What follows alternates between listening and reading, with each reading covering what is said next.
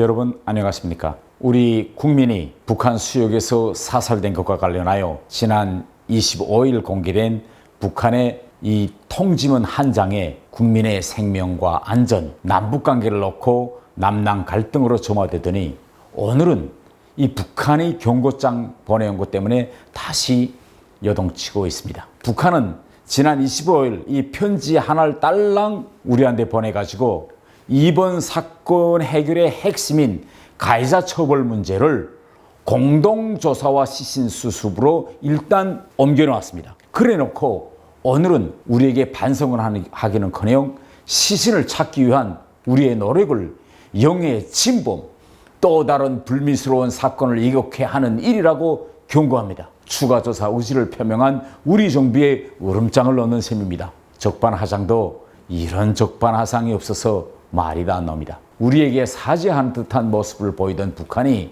시신을 공동으로 찾아보자고 나오지는 못할 망정 갑자기 영예를 침범하지 말라라고 이렇게 엄포를 놓으며 강경으로 입장을 바꾼 것은 지난 이틀 동안 달라져가는 우리 한국 내부의 흐름을 읽어보고 좀 강경하게도 나가도 괜찮겠다 이런 자신감에 기초한 것이 아닌가 싶습니다.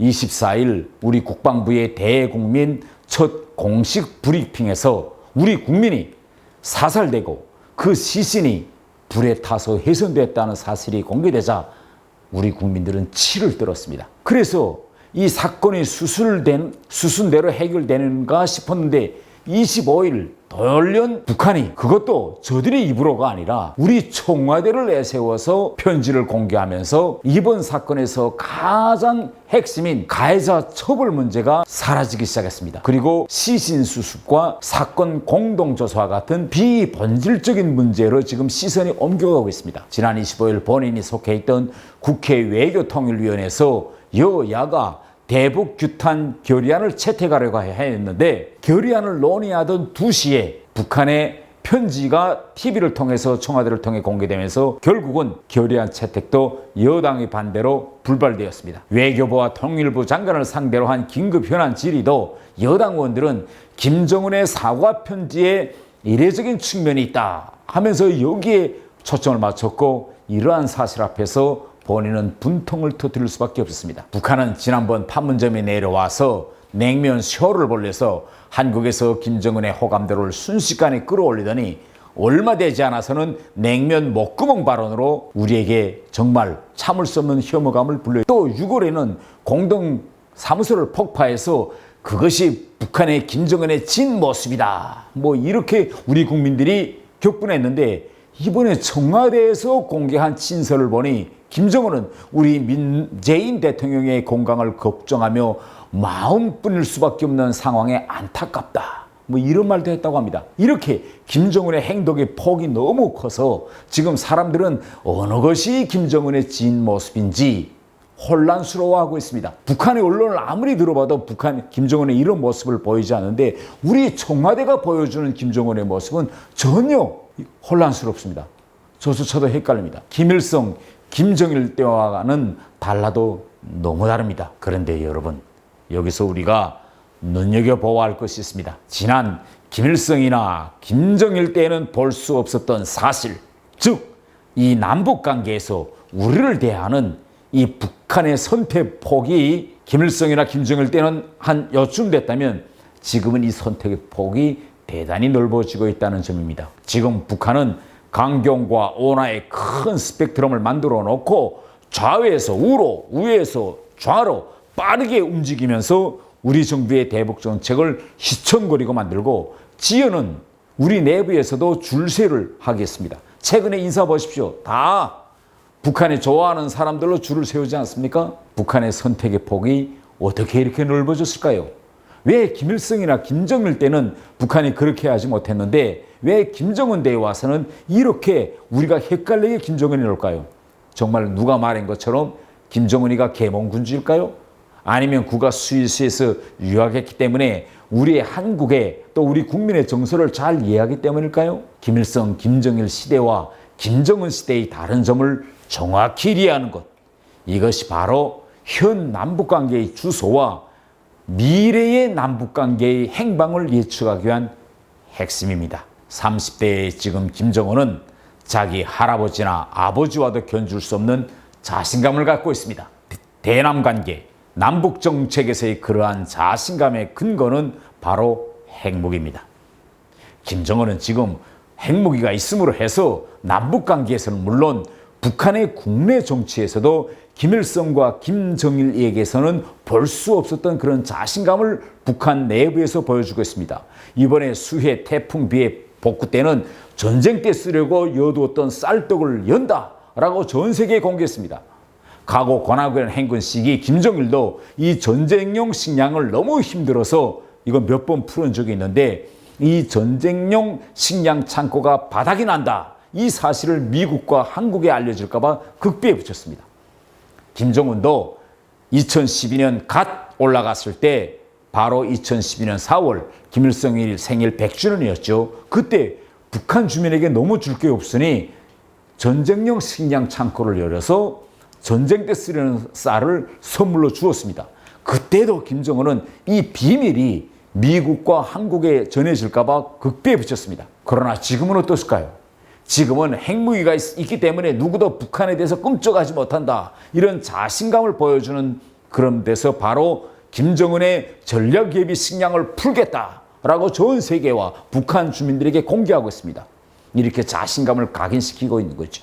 지금 북한 내부에서는 휴전선 일대에 배치되어 있는 이 전선 부대들, 북한에서는 전연 군단이라고 하는데 이 전선지대 부대들을 마음대로 빼서 피해 복구와 평양시, 삼지연, 원산, 양덕 이런 후방 지역 건설장들을 급속히 이동시키고 있습니다.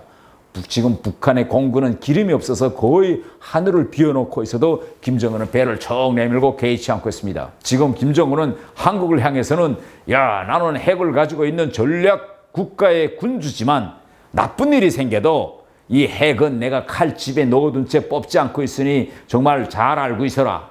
이러면서 이번에 김정은이가 소개한 편지 내용을 보니 남녘동포들의 소중한 건강이 지켜주기를 기도합니다. 이런 말도 있습니다. 우리를 향해서 오버의 계몽군주의 이미지를 보여주려고 했습니다. 지난 23일 문재인 대통령이 참석한 군 장성 진급 보직 신고식에서 대통령은 상정검은 칼집 안에서 더 큰 힘을 발휘한다고 했는데 지금 남북관계에서 보면 실제 이 칼집 안에서 발휘하고 있는 이 북한의 핵 보검 사용법 기본 김정은이 더 잘 알고 있는 것 같습니다. 여러분, 지난 몇 달 동안의 남북관계의 흐름을 보면 지금 남북관계의 초점은 우리 국가재산 파괴, 우리 국민의 생명 훼손으로부터 다음 단계는 어디 갈까요? 재산, 생명, 이제 남은 것은 영토 문제로 옮겨질 것입니다. 여러분은 남북연락사무소 우리 국가의 재산이 파괴됐습니다. 며칠 전에는 우리 국민이 북한 수역에서 사살됐습니다. 그런데 뜬금없이 왜 갑자기 제가 이번에는 영토 문제를 이야기하느냐 이렇게 이야기할 겁니다. 여러분, 지난 인류 역사를 우리가 돌이켜보면 독재 국가들에서 주변 국가들에 비해서 힘의 우위가 설 때는 항상 약소국가의 국가재산을 해소하고 생명을 유린하며 그 다음에는 영토를 빼앗았습니다. 과거 히틀러가 체스코, 폴란드를 이런 식으로 점령했고 가깝게는 일본이 우리 한반도를 식민지할 때도 바로 재산, 생명을 유린한 후 영토를 강점하는 순서를 밟았습니다. 일본 제국주의는 일본인들의 재산을 보호한다는 명목으로 우리나라에 들어왔고 사무라이들이 서울 한복판에서 우리의 황후를 죽이고 불에 태워도 그때 당시 우리는 그 가해자를 처벌하지 못했습니다. 그러니 그 후 어떻게 되었습니까? 마지막에는 영토까지 빼앗겼습니다. 지금 2차 세계대전 이후 재산, 생명, 이 영토 문제에서 마음대로 주변 나라들의 갑질할 수 있는 나라들은 전 세계에 핵 보유국들밖에 없습니다. 핵 무기 앞에서는 그 어떤 합리적인 논리나 국제법도 무기력할 수밖에 없기 때문입니다. 근본 이 남북 간에 일어난 이러한 사태 처리 과정을 보면 북한은 철저히 계산된 행동을 하고 있다고 보아집니다. 우리 국민을 해상행에서 10시간 묶어놓고 상부의 지시를 받아서 마지막에는 공개적으로 살해했습니다. 북한은 자국에서 사람을 목적 달성의 수단, 성업품으로 여깁니다. 그런데 이러한 인식과 행위가 이제는 남북관계로 옮겨지고 있습니다. 이번 일을 통해서 북한은 저들에게 해가 있으니, 김정은은 자기에게 해가 있으니, 핵이 있으니 남북관계에서 아무 일이나 저지러도 징벌받지 않는 영원한 갑의 위치에 있다. 이런 인식을 우리 한국의 학고에 심어주려 하고 있습니다. 핵을 가지고 있는 군주가 핵이 없는 나라와 백성에게 사죄하는 일은 없는데 이번에 뭐 사죄했다. 그러니 얼마나 대단한 거냐. 뭐 이런 식으로 지금 우리를 보고 받아들이라는 것입니다. 남북관계의 핵심은 북한으로부터 우리 국민의 생명을 지키고 우리 영토를 지키는 것입니다. 북한은 우리 국민을 우리 군이 지켜보는 수역에서 공개 사살했습니다. 조만간 북한은 다음 단계에서 이번과 같은 불미스러운 사건을 미연에 방지하자면 남과 북이 현재의 NLL선을 다시 그어야 한다. 분명히 이렇게 나올 것입니다. 왜 그러냐면 이번에 여러분 우리 국민이 사살된 그 장소를 한번 들여다보십시오. 그 장소는 바로 남과 북의 NLL선에서 북쪽으로 제일 올라간 선입니다. 그가 사살된 지점은 우리 NLL선에서부터 10km 안팎입니다. 만일 그때 우리 해군이 NLL 그 마지막 최 근접까지 접근했더라면 북한은 우리 국민을 그렇게 사살하지 못했을 겁니다. 우리 국민이 그 해역에서 나는 대한민국 국민 아무개입니다 라고 외쳤습니다.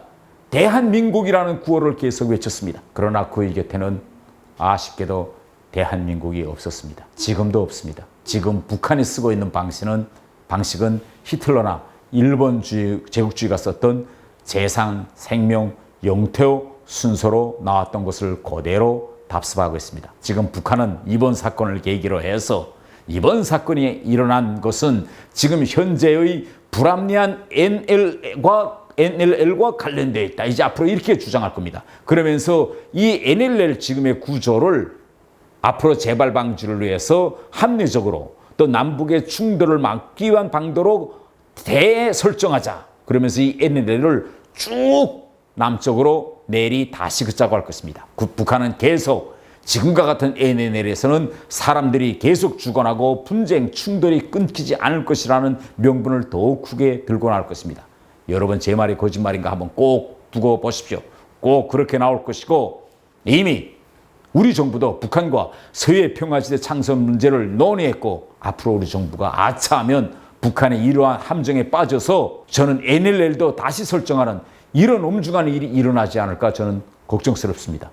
여러분 그 어떤 경우에도 영토, 영해 이런 데서는 더 이상 물러서서는 안 됩니다. 아니 물러설 수도 없습니다. 우리 국민은 단합된 힘으로 맞서야 합니다.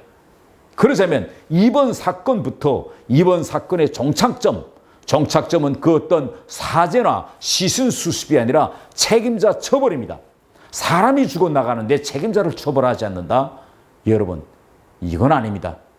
우리는 적어도 북한으로부터 책임자를 처벌하겠다는 약속이라도 받아내야 합니다. 끝까지 우리의 이 단순한 요구를 관철할지 아니면 또 이번에도 북한 앞에서 쫄아서 적당히 넘어갈지 바로 이 문제가 향후 남북관계의 미래를 결정할 것입니다. 우리는 지금 아주 중요한 선택의 기로에 서 있습니다. 순간의 선택이 평생을 좌우하듯 지금 우리의 선택이 앞으로 미래 우리 후대들의 운명을 결정할 것입니다.